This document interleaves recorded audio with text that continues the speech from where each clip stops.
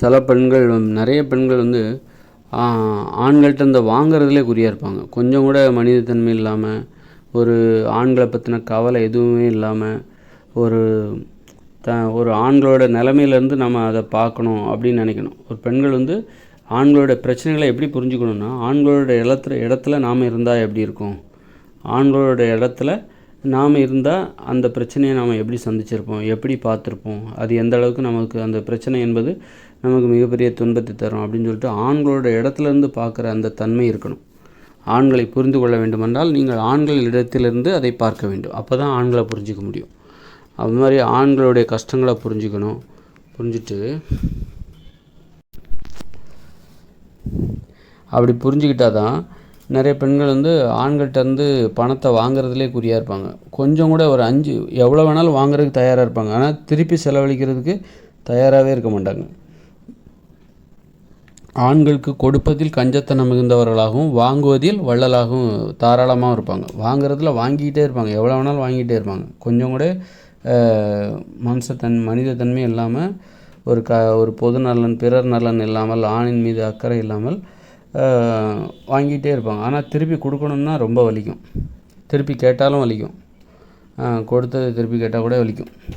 அந்த மாதிரி பெண்கள் அந்த மாதிரி உளவியல் ரீதியாக ஒரு ஆண்களை பார்க்குற கண்ணோட்டமே பயங்கர மோசமானதாக இருக்கும். ஆண்களை வந்து ஒரு அடிமைகளை போல் பார்ப்பாங்க.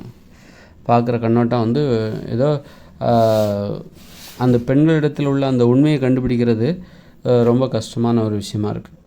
அது எல்லாராலையும் அது முடியாது. அதில் மயங்கிடுறாங்க. மயங்கி பெண்களிடத்தில் போய் மயங்கிட்டு ஏமாந்துடுறாங்க. அந்த மயக்கத்தை பயன்படுத்தி பெண்கள் ஆண்களிடம் இருப்பதையும் உருவிட்டு விட்டுறாங்க. அந்த மாதிரி நடக்கிற சம்பவங்கள்லாம் இருக்குது. அதனால் பெண்கள் வந்து ஒரு நல்ல பண்புகளை எப்படி வளர்த்துக்கணுன்னா, முதல்ல ஆண்கள்கிட்டருந்து வாங்கிறத நிறுத்தணும், கொடுக்க பழக வேண்டும். வாங்கிறதை நிறுத்தணுன்னா என்ன பண்ணணுன்னா, அதற்கு எதிர்நிலை என்னென்னா கொடுக்க பழக வேண்டும். ஆண்களுக்கு கொடுக்க பழக வேண்டும். ஆண்களிடம் எதையும் எதிர்பார்க்காமல் அன்பை எதிர்பார்த்து கொடுக்க பழக வேண்டும். அப்படி கொடுக்க பழகுகிற பெண்களை தான் ஆண்கள் உயர்வாக மதிக்கிறாங்க.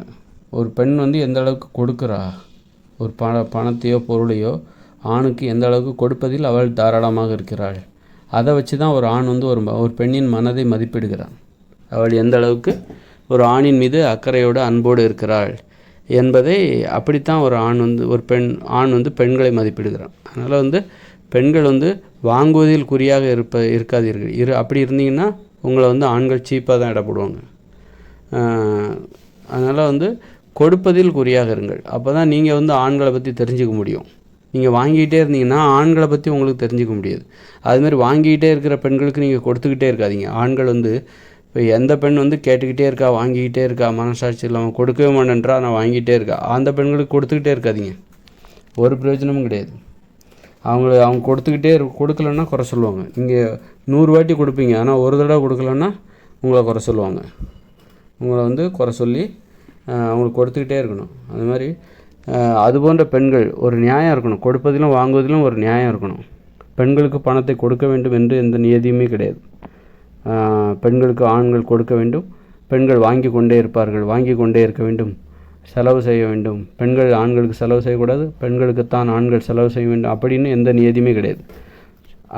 இப்போது 2 பேருமே வந்து பரஸ்பரம் ஒருத்தருக்கு ஒருத்தர் சரிசமமாக செலவு செய்து கொள்ள வேண்டும். அதுதான் சமத்துவம். அதனால் வந்து இந்த மாதிரி ஒரு தவறான புரிதல், பெண்களை பற்றின ஒரு தவறான புரிதல் இருக்குது. அதுதான் பெண்கள் வந்து தங்களுடைய மரியாதை இழந்து போனதற்கு இந்த பண விஷயத்தில் இருக்கிற இந்த ஒரு தவறான புரிதல் தான். பண விஷயத்தில் பெண்கள் ஆண்களிடம் நேர்மையாக நடந்து கொள்வது பெரும்பாலான பெண்களிடம் இல்லை. அதனால் பெண்கள் ஆண்களிடம் நேர்மையாக நடந்து கொள்ள வேண்டும் பண விஷயத்தில். அப்படின்னா என்ன பண்ணணும் அப்படின்னா, அவங்க பயிற்சி எடுக்க வேண்டியது என்னென்னாக்கா, ஆண்களுக்கு செலவு செய்ய பழக வேண்டும். அன்பை எதிர்பார்த்து ஆண்களுக்கு செலவு செய்யணும்.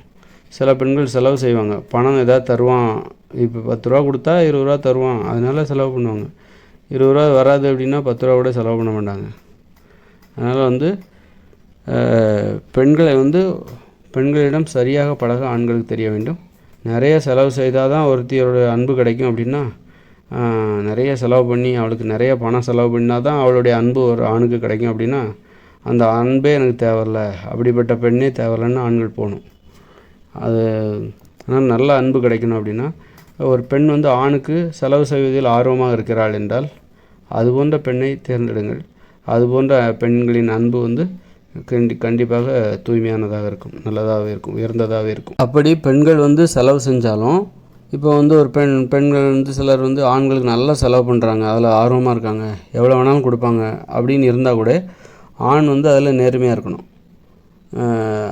அதாவது அந்த மாதிரி ஒரு பெண் வந்து ஒரு மற்ற ஆண்களுக்கு கொடுப்பதில் தாராளமாக இருக்கிறார், ஏமாளியாக இருக்கிறார், அதில் ஒரு அதனால் வந்து அவருடைய அந்த பண்பை பயன்படுத்தி அவளை ஏமாற்றி விடக்கூடாது. அதனால் அதுலேயும் ஆண்கள் எவ்வளோ தான் கொடுக்க தயாராக பெண்கள் இருந்தாலும் அதுலேயும் ஒரு நியாயம்னு ஒன்று இருக்குது, நேர்மைன்னு ஒன்று இருக்குது. அதை ஆண்கள் கையாண்டு அளவுக்கு அதிகமாகவோ அதாவது அந்த மாதிரி நிறைய பெண்களிடம் வாங்கக்கூடாது, மறுத்து விட வேண்டும்.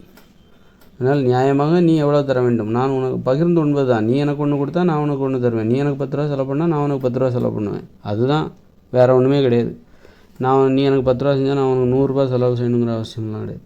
அது மாதிரி அந்த ரொம்பவும் நீ எனக்கு செலவே பண்ண வேண்டாம், நான் உனக்கு செலவு பண்ணிகிட்டே இருக்கேன், அந்த மாதிரிலாம் இல்லாமல் எந்த அளவுக்கு கொடுக்கிறார்கள் வாங்குகிறார் என்பதை அதெல்லாம் கணக்கு பண்ணி தான் நீங்கள் வந்து செலவு பண்ணணும். எந்த அளவுக்கு அவர்கள் தாராளமாக இருக்கிறார்கள், கொடுப்பதில் தயக்கம் இல்லாமல் இருக்கிறார்கள் என்பதை புரிந்து கொண்டு தான் அதற்கு தகுந்தாற் போன்று பெண்களிடம் ஆண்கள் இருக்கணும். அதே நேரத்தில் அவங்க ரொம்ப தாராளமாக இருக்காங்க, ஏமாளியாக இருக்காங்க அப்படின்னா அவருடைய ஏமாளித்தனத்தை வந்து நீங்கள் அனுமதிக்கக்கூடாது.